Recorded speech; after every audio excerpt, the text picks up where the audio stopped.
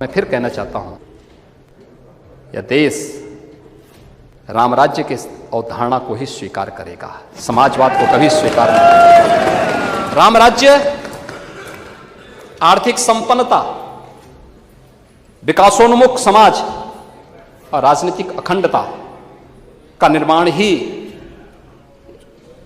हम सबका उद्देश्य होना चाहिए। उत्तर प्रदेश सरकार का बजट प्रस्तुत करते समय मुख्यमंत्री योगी आदित्यनाथ ने सदन में ये बात कही थी।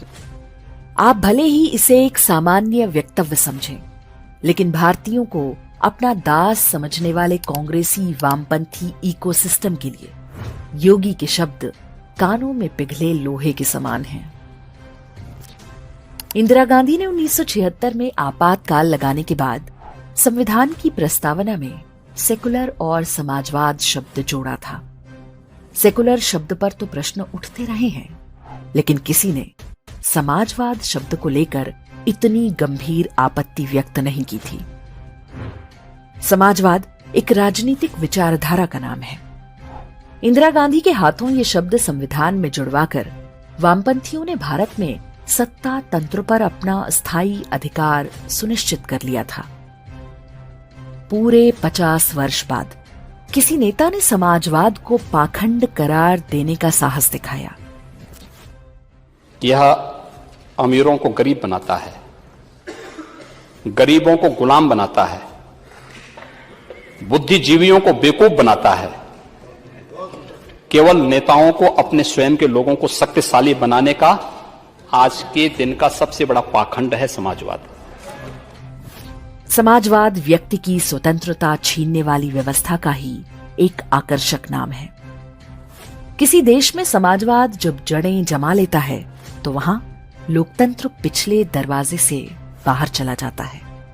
ऐसा हम कई देशों में होते देख चुके हैं। जिस ह्यूगो चावेज ने वेनेजुएला को समाजवाद और फिर गरीबी और भूखमरी में धकेला, वो पूरी जिंदगी सत्ता में रहा। उसके मरने के बाद डिप्टी निकोलस मादुरो राष्ट्रपति बना। उसके समय में अर्थव्यवस्था और भी गड्ढे में चली गई। चावेज तो मर गया, पर निकोलस मादुरो राष्ट्रपति बन गया। वेनेजुएला कंगाल इसलिए नहीं हुआ कि वहां समाजवाद असफल हो गया, बल्कि इसलिए कि समाजवाद सफल हो गया। वेनेजुएला की कंगाली ही समाजवाद की सफलता है। समाजवाद वो करने में सफल हुआ जो वो करने आया था।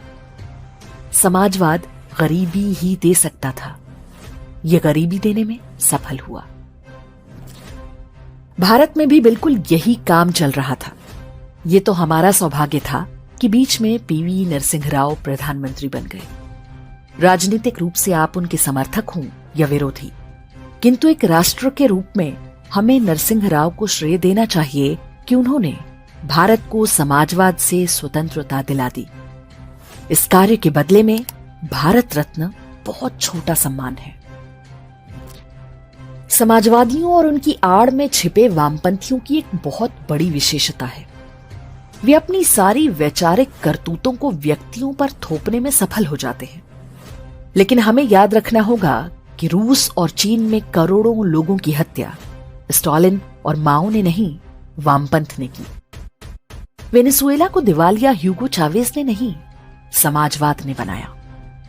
बंगाल के मरीच झापी में अनुसूचित जाति के हजारों हिंदुओं का नरसंहार ज्योति बसु ने नहीं, उसकी विचारधारा ने कराया था।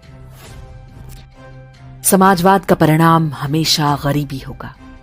वेनेजुएला या क्यूबा में ही नहीं, इंग्लैंड और अमेरिका में भी। इंग्लैंड बहुत बुरी तरह समाजवाद के चंगुल में फंस चुका है। वहां पर लोगों का वेतन पिछले 10 वर्षों से स्थिर है। वस्तुओं और सेवाओं का मूल्य, घरों का भाड़ा, सब कुछ 1.5 गुना हो गया है। इंग्लैंड में बस लेबर पार्टी की सरकार बनने की देरी है। उसका जहाज डूबते समय नहीं लगेगा। अमेरिका में डेमोक्रेट्स आ गए हैं और अपनी योजना के अंतिम चरण में हैं। अमेरिका की आर्थिक बर्बादी भी बहुत दूर की बात नहीं है। भारत के पास सुनहरा अवसर है समाजवाद और वेलफेयर स्टेट के जाल को तोड़कर निकलने का। आर्थिक स्वतंत्रता मांगिए, ना कि एमएसपी और सब्सिडी जैसी खैरात। आप अपनी मानसिकता बदलिए, सरकार की नीतियां रातों रात बदल जाएंगी। विदेशी विचारधाराओं और विधर्मी विचारों की बेड़ियां जब टूटेंगी, वही वास्तविक राम राज्य होगा।